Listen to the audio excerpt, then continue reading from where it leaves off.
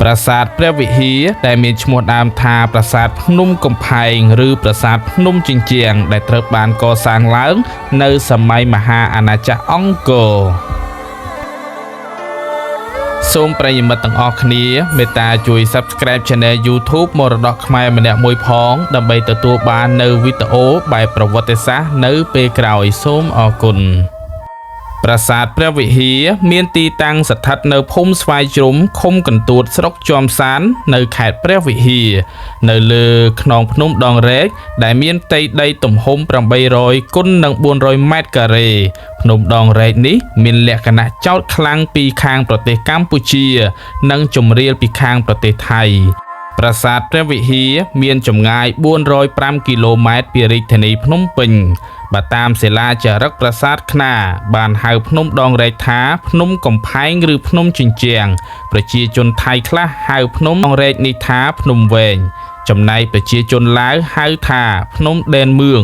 ប្រាសាទព្រះវិហារស្ថិតនៅជាប់នឹងព្រំប្រទល់ខេត្តស៊ីសាកេតប្រទេសថៃជួរភ្នំដងរែកជាខណ្ឌសីមាព្រំប្រទល់អន្តរជាតិរវាងប្រទេសកម្ពុជានិងប្រទេសថៃប្រាសាទព្រះវិហារស្ថិតនៅចំណុចខ្សែស្របទី 14.24 ទៅទី 18 នៃរយៈទទឹងខាងកើតនិងចំណុចខ្សែស្រប 104 ទៅ 41.02 នៃរយៈបណ្ដោយខាងជើងតាមការស្រាវជ្រាវពីឯកសារប្រវត្តិសាស្ត្រខ្មែរជាច្រើនបានឲ្យដឹងថាប្រាសាទព្រះវិហារត្រូវបានស្ថាបនាឡើងពីថ្មភក់ចាត់តាំងពីរជ្ជកាលព្រះបាទសូរ្យវរ្ម័នទី 2 សម្រាប់ឧទ្ទិសចំពោះព្រះឥសូរក្នុងសាសនាព្រាហ្មណ៍ព្រះបាទសូរ្យវរ្ម័នទី 1 សោយរាជ្យនៅពាក់កណ្ដាលទី 1 នៃសតវត្សទី 11 ទីតាំងធ្វើប្រាសាទដែលស្ថិតនៅលើទីខ្ពស់ជាងគេ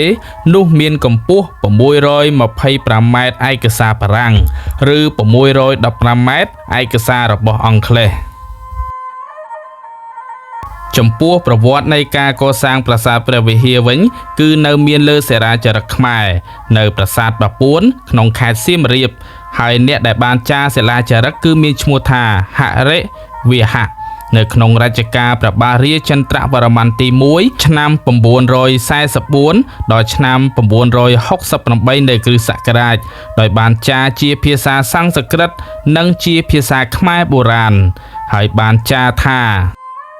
មានព្រះអង្គម្ចាស់មួយព្រះអង្គព្រះនាមឥន្ទ្រយុទ្ធទ្រង់បានយកលង្ហមួយឈ្មោះថាស្រីសិខវិស្វរៈមកតាំងនៅលើប្រតិស្ថាននៅទីនោះគឺប្រាសាទព្រះវិហារនេះឯងព្រះអង្គទ្រង់ខ្លាំងពូកែណាស់ទ្រង់មានមហិទ្ធិឫទ្ធិទៅច្បាំងជាមួយនឹងស្ដេចចាមហើយចាប់ស្ដេចចាមនោះបានទៀតផងចំពោះសេចក្តីនៃសិលាចារឹកនេះអ្នកប្រាជ្ញខាងប្រវត្តិសាស្ត្រគិតថាមិនមានសិលាចារឹកឯណាទៀតនិយាយពីចម្បាំងទៅចាប់ស្ដេចចាមនោះទេ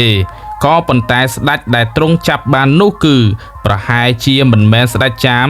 ដែលត្រួតប្រទេសចាមទាំងមូលនោះទេប្រហែលជាស្ដេចអង្គតូចមួយដែលត្រួតនៅនគរមួយដែលមានព្រំប្រទល់នៅជាប់នឹងប្រទេសខ្មែរតែប៉ុណ្ណោះព្រះមហាក្សត្រខ្មែរដែលបានកសាងប្រាសាទព្រះវិហារមានដូចជាព្រះអង្គម្ចាស់ឥន្ទ្រយុទ្ធបុត្រារបស់ព្រះបាទជ័យវរ្ម័នទី 2 ព្រះបាទយសោវរ្ម័នទី 1 ព្រះបាទរាជិន្ទ្រវរ្ម័នទី 2 ព្រះបាទសូរ្យវរ្ម័នទី 1 ព្រះបាទតីទិត្យវរ្ម័នទី 1 ព្រះបាទហសវរ្ម័នទី 2 ព្រះបាទជ័យវរ្ម័នទី 6 ព្រះបាទសូរ្យវរ្ម័នទី 2 ព្រះមហាក្សត្រខ្មែរដែលបានកសាងប្រាសាទព្រះវិហារនិងជួសជុលប្រាសាទដែលមានលេចធ្លោមានដូចជាព្រះបាទយសោវរ្ម័នទី 1 ព្រះអង្គបានសាងសង់ប្រាសាទកណ្ដាលព្រះបាទសូរ្យវរ្ម័នទី 1 ព្រះអង្គបានសាងសង់អគារដ៏វែងនៅជិតប្រាង្គកណ្ដាលកំផែងព័ទ្ធជុំវិញនៅគោបុរៈទី 3 យោងតាមសិលាចារឹករបស់ប្រាសាទព្រះបាទសូរ្យវរ្ម័នទី 1 បានរៀបចំពិធីដើម្បីអញ្ជើញទេវៈផត្រស្វរៈដែលគង់នៅលើប្រាសាទវត្តភូសពថ្ងៃនៅប្រទេសឡាវមកគង់នៅជាមួយទេវៈស្រីសិខវិស្វរៈដើម្បីជួយការពារនិងថែរក្សាអាណាចក្រខ្មែរនិងប្រជានរាស្ត្រ ព ព្រះបាទជ័យវរ្ម័នទី 6 ព្រះអង្គបានសាងសង់ហោត្រៃ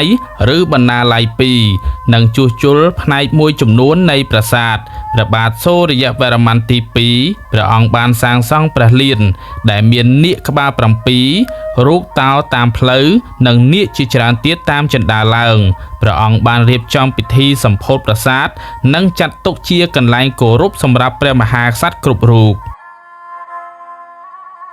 ការសាងសង់ប្រាសាទព្រះវិហារមាន 3 ដំណាក់កាលធំគឺ 1. ក្រុមអ្នកប្រវត្តិពិទូគិតសង្ស័យថាកាលពីជំនាន់ព្រះអង្គម្ចាស់ឥន្ទ្រយុទ្ធគឺអាស្រមប្រហែលធ្វើអំពីឈើ 2. មកដល់រជ្ជកាលព្រះបាទសូរ្យវរ្ម័នទី 2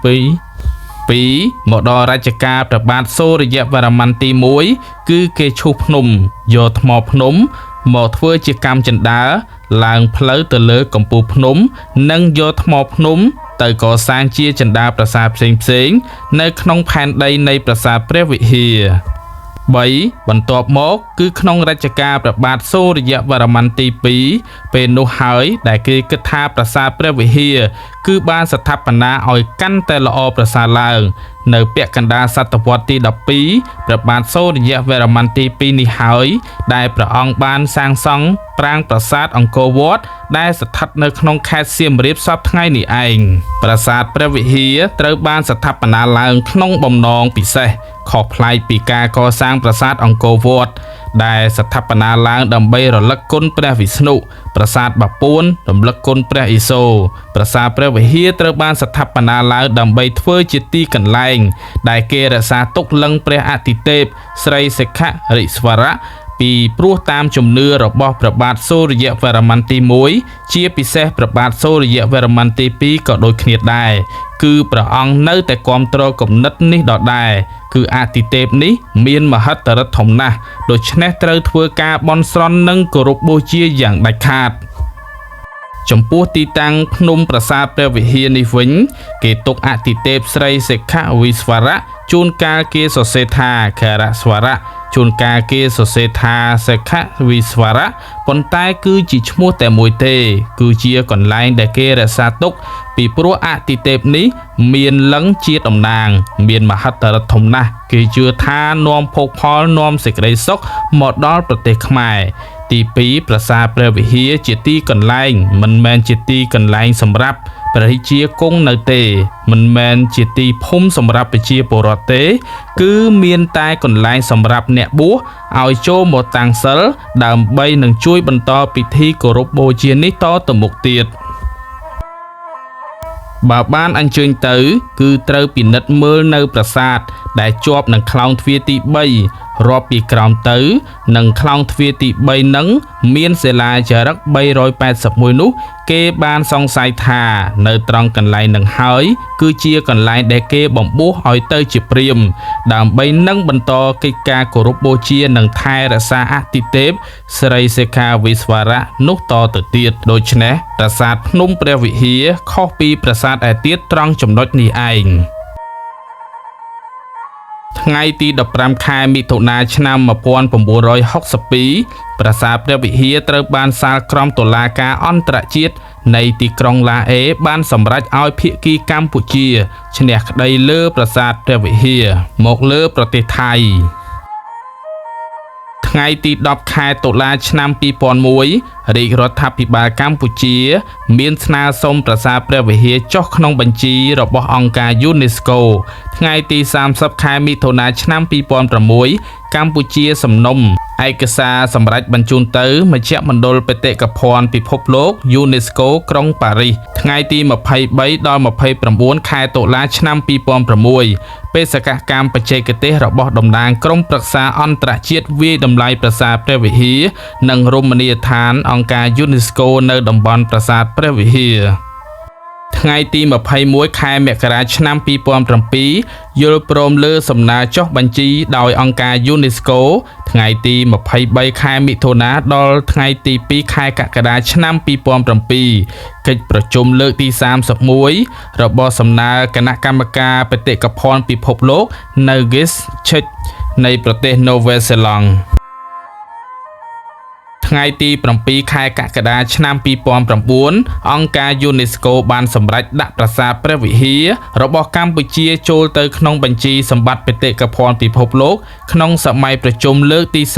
32 នាទីក្រុងកេបិចប្រទេសកាណាដាថ្ងៃទី 11 ខែសីហាឆ្នាំ 2010 កម្ពុជាបានផ្ញើលិខិតទៅអង្គការសហប្រជាជាតិនៅក្រុងញូវយ៉កដើម្បីសូមអន្តរាគមន៍របស់អង្គការសហប្រជាជាតិឲ្យមានយន្តការអន្តរជាតិដើម្បីដោះស្រាយជម្លោះព្រំដែនខ្មែរថៃមុំបីប្រាសាទព្រះវិហារថៃបានបង្កើតផែនទីឯកតោភាគីមានទំហំ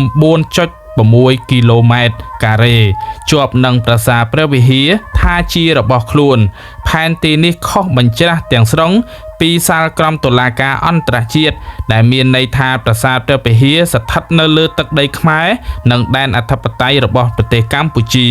បន្ទាប់ពីប្រិយមិត្តទាំងអស់គ្នាបានស្ដាប់អំពីការអត្ថាធិប្បាយនៃប្រវត្តិនៃប្រាសាទព្រះវិហាររួចមកតើប្រិយមិត្តទាំងអស់គ្នាមានការយល់យ៉ាងណាអំពីប្រវត្តិសាស្ត្រនេះបើតាមការបកស្រាយសង្ខេបបែបខ្លីមកប៉ុណ្នេះប្រិយមិត្តបានដឹងហើយថាប្រទេសសៀមតែងតែមានគោលបំណងការឈ្លានពាននិងការ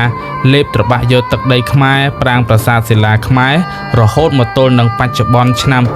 2026 នេះក៏ប្រទេសសៀមនៅតែមានបំណងការឈ្លានពានមកលើដែនអធិបតេយ្យរបស់ប្រទេសខ្មែរយើងដែរចឹងសូមប្រិយមិត្តទាំងអស់គ្នាមេត្តាជួយ Subscribe Channel YouTube មរតកខ្មែរទាំងអស់គ្នាផងប៉ុណ្ណាដើម្បីទទួលបាននៅវីដេអូបែបប្រវត្តិសាស្ត្រនៅពេលក្រោយជាបន្តទៀតសូមអរគុណ